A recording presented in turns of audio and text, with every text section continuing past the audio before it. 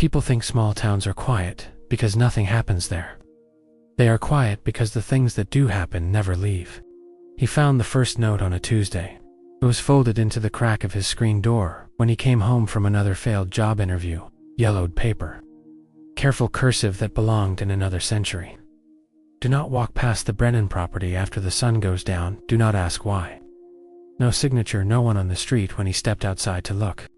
Ethan Kane was 34, recently divorced, recently unemployed, and newly arrived in Ashwood, Kentucky, a town of 900 people.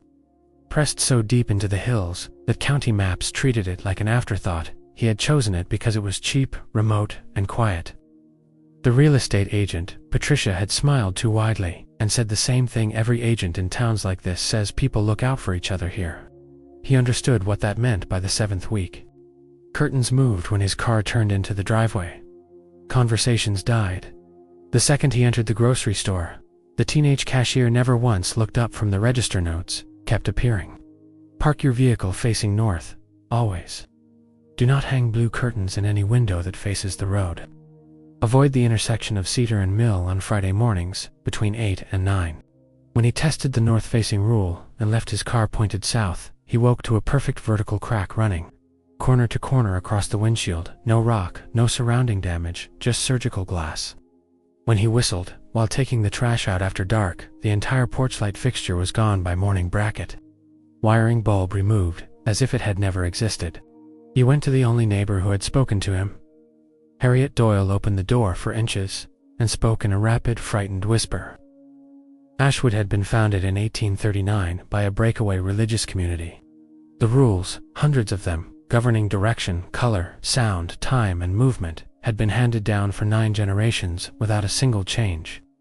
They were not folklore, they were sacred law, enforced by the entire town, without discussion and without mercy. The Brennan property at the end of the road had seen 3 generations hang themselves in the same barn. The ground was considered permanently corrupted. You did not walk past it after dark, because the darkness there moved differently. Ethan had already broken 7 rules in 7 weeks. The town had been patient. It was no longer being patient. Harriet closed the door. He walked home to find a new note waiting under his door. Community gathering Sunday at dusk. Your attendance is not optional. This is your final opportunity to become part of Ashwood, or to become something else entirely. He sat in his kitchen with a kitchen knife on the table and waited for Sunday. 3 years later, he would understand why he stayed. But that understanding still lay ahead of him, on the far side of the gathering. She almost didn't stop. The fog between the Douglas firs was thick enough that October afternoon that Sophia Reyes had to slow to a crawl just to read the hand-altered sign. Greystone Hollow population, 542, founded 1891. Sophia was 26, a documentary photographer who had spent 3 years driving the back roads of the Pacific Northwest, recording the slow death of isolated towns. A photography forum had called Greystone Hollow one of the last truly sealed communities in the region, a place that had rejected the internet, still traded labor for goods, and regarded outsiders with something between indifference and quiet hostility. She stopped. She always stopped. The innkeeper, Constance, greeted her with a warmth so concentrated it felt rehearsed. She refused payment. She carried Sophia's equipment, she kept saying, with a brightness that sat wrong on her face, how fortunate it was that Sophia had arrived now, just 3 days before the gathering. The gathering, Constance explained over a dinner Sophia had not ordered, was the most important night of the year, held on the dark moon, unchanged since 1891, community bonding, gratitude for the harvest, protection for the coming year. It will be unlike anything you've ever photographed, Constance said. She said the last sentence twice. The wrongness accumulated over the next 2 days. Effigies 15 feet tall appeared in the square, human figures woven from branches and corn husks, with faces too detailed, too specific. Expressions of agony copied from life. Real clothing, a jacket with a name tag still pinned to it. Jeans with grass stains on both knees. A single small red rain boot at the foot of one figure. Symbols painted across every building in black, and a rust brown that made Sophia's throat close. When she got close, not entirely paint. When she told Constance she would leave in the morning, the smile stayed fixed, but stopped being a smile. The roads are dangerous, Constance said gently.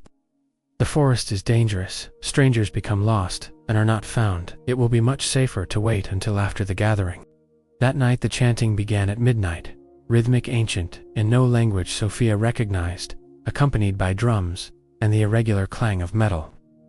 She woke to find her camera bag moved, her keys relocated to the windowsill, and a wreath of twisted branches hanging on the back of her locked door. Downstairs, 23 people turned to look at her at the same time. Constance announced that Sophia had been selected as guest of honor, an integral role. Both exits were blocked. Sophia thanked him, returned to her room, and found a backpack hidden behind the dresser. Inside was a Colorado driver's license belonging to Daniel Reeves, 24, a travel photographer reported missing 18 months earlier. His last known location, a gas station 38 miles from Greystone Hollow. She did not wait for the gathering. She went out the window while the chanting was loudest and ran for 3 hours through darkness. It felt solid until she found pavement. A logging truck took her to the nearest police station. When officers finally reached the coordinates, 3 days later, they found only an abandoned logging camp, closed since 1962. No buildings, no residents, no recent human activity. Every photograph on Sophia's memory card was corrupted, pure black static, where Greystone Hollow had been. She kept Daniel Reeves's license in her coat pocket for 2 years before she could give it to his family. The door was wrong. That was the detail Daniel Hayes could not stop returning to. Not the smell, not the chains, not the scratched walls, the door. The church in Pinecroft, Mississippi, had been built in 1896. Everything in the building showed its age: honestly settled floorboards, warped window frames, plaster that had absorbed more than a century of heat and prayer. But the basement door was new, heavy, commercial-grade, solid core, 3 separate locks, the kind of door installed when something needed to be kept in or out. Daniel was a contractor who had spent 8 years restoring historical churches across the South. He knew what belonged in a building this old. This door did not. Pastor Aldridge had been clear the basement was off-limits: old records, church storage. The congregation would handle it later. Daniel agreed. For 3 weeks he stayed upstairs. But the pastor came to the church late at night, 3 times in the 3rd week, always. The back entrance, always. Exactly 1 hour, always the sound of that heavy door opening and closing. Who visits old records at midnight? On a Thursday in the 4th week, the deadbolt was not fully engaged. Daniel stood in the hallway for 2 full minutes, arguing with himself. Then he went down. The first room was ordinary: boxes of bulletins, folding tables, Christmas decorations. At the far end stood another heavy door, also unlocked. What lay beyond it was not storage. A bare mattress on a metal frame, a toilet with no privacy. Cases of bottled water, canned goods, medical supplies, unlabeled pill bottles, heavy gauge chains, bolted into the concrete with cuffs sized for human wrists and ankles. The walls had been scratched in the careful, methodical way of someone counting days. On the floor, a stuffed bear, matted flat from handling a coloring book, with pages torn out, crayons worn down to nothing. Daniel photographed everything with shaking hands. He was still photographing when footsteps sounded at the top of the stairs. Pastor Aldridge stood in the doorway, looked at the phone, and said quietly that Daniel had made a serious mistake. Daniel did not wait for the explanation. He drove straight to the county sheriff's office and refused to leave until they opened an investigation. The forensic work lasted 14 months. DNA in the room connected to 3 children from surrounding counties reported missing over the previous decade. The network eventually stretched across 4 counties and 11 churches. Pastor Aldridge received life without parole. 2 deacons received the same. 11 others were convicted in later trials. Daniel testified at every one. He has not entered a church since. The regulars called it the Widowmaker. Route 52 in Harker County, West Virginia. 2 lanes carved into the mountain face in 1934. Switchbacks so tight that coal trucks took them at walking speed, grades so steep that winter made the asphalt effectively frictionless in the 40 years since the mine closed, and Caldwell Creek shrank from 1,200 people to 300. The road had claimed 11 lives, most at night, most in the fog. Rachel Brooks had been waiting tables at the Bluebird Diner, the last open restaurant in town, for 4 months. When the first truck went over, she heard a sound from inside.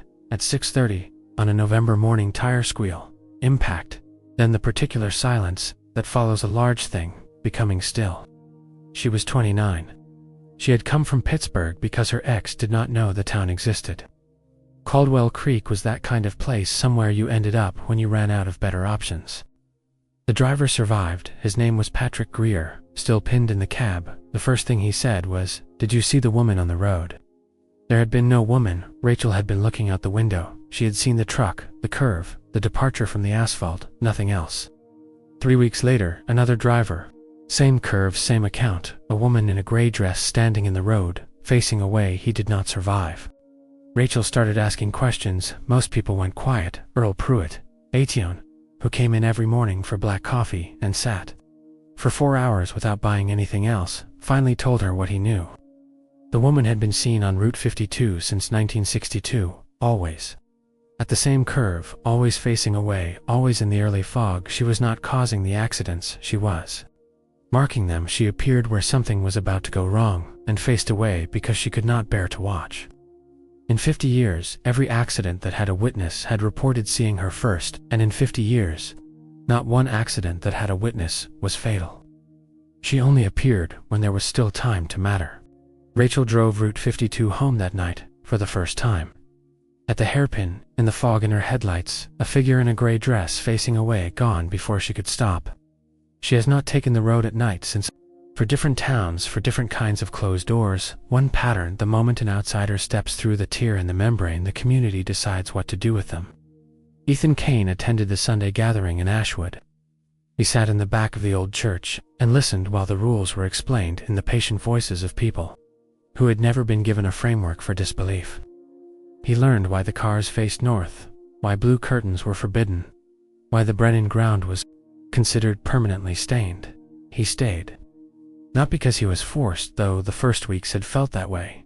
He stayed because the rules, however strange, formed a shared architecture. The city he had left did not possess. The watching eyes were also the eyes that would notice if something was wrong. The curtains that moved belonged to people who would, under the right circumstances, be at your door before you finished asking for help. He stayed 3 years.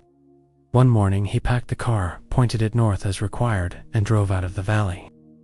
Ashwood let him go. He understood, watching the hills fall away behind him, that this was itself a kind of trust, that knowing the rules and choosing to leave was different from never having known them. He does not speak about Ashwood. He has never tried to explain what it felt like to live inside a belief system so complete it generated its own gravity. But sometimes when he parks, he still checks which direction the car is facing. He can never quite decide whether the habit is respect, residual fear, or something that functions despite everything, very much like faith.